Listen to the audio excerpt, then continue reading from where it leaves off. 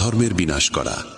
যদি তুমি কর্তব্য থেকে সরে যাও তবে জগৎ তোমাকে কাপুরুষ বলবে, এবং এর চেয়ে বড় অপমান আর কিচ্ছু নেই।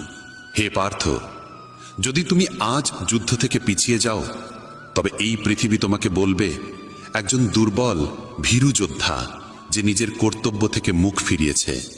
এই যুদ্ধ শুধু আপন পরের নয়, এটি ধর্ম আর অধর্মের, সত্য আর অসত্যের যুদ্ধ।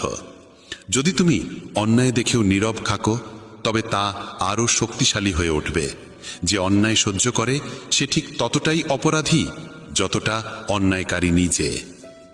তাই হে অর্জুন, তোমার এই মোহ ও মায়া বিসর্জন দাও, নিজ কর্তব্যে অবিচল থেকো, ধর্ম রক্ষার জন্য এই যুদ্ধ করো। কারণ ভগবান শ্রীকৃষ্ণ বলেন, এই পুরো জগৎই আমার মায়া, আমিই সৃষ্টিকর্তা, আমিই রক্ষক, এবং আমি এই বিশ্ব ব্রহ্মাণ্ডের বিনাশকও। আমি অতীত, ভবিষ্যৎ এবং বর্তমান সবই জানি, কিন্তু এই পৃথিবীতে কেউই আমাকে সম্পূর্ণরূপে জানে না। হে পার্থক, যেমন কোনো প্রদীপের আলো অন্ধকারে ঝলমল করে, তেমনি সত্য সমস্ত অন্ধকারে দীপ্তি ছড়ায়। সত্যকে কেউ ধ্বংস করতে পারে না।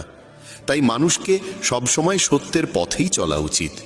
মৃত্যু এক অবশ্যম্ভাবী সত্য, যাকে কেউ পরিবর্তন করতে পারে না।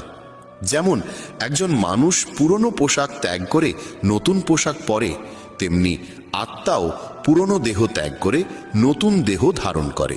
এটাই প্রকৃতির চিরন্তন বিধান। যে এই সত্যকে মেনে নেয় সে জীবনে নির্ভয়ে চলতে পারে। হে অর্জুন, জ্ঞানী ব্যক্তি মৃতের জন্য শোক করে না, আবার জীবিতের সঙ্গে অতিরিক্ত মোহ রাখে না। কারণ যিনি জন্মেছেন তার মৃত্যু নিশ্চিত, আর যিনি মারা গেছেন তার আবার জন্ম হবে। তাই এই পরিবর্তনের নিয়মকে মেনে নিয়ে নির্ভয়ে নিজের কর্তব্য পালন করো। হে অর্জুন, আমি প্রতিটি জীবের হৃদয় বিদ্যমান। আমি এই সমগ্র বিশ্ব ব্রহ্মাণ্ডের স্রষ্টা।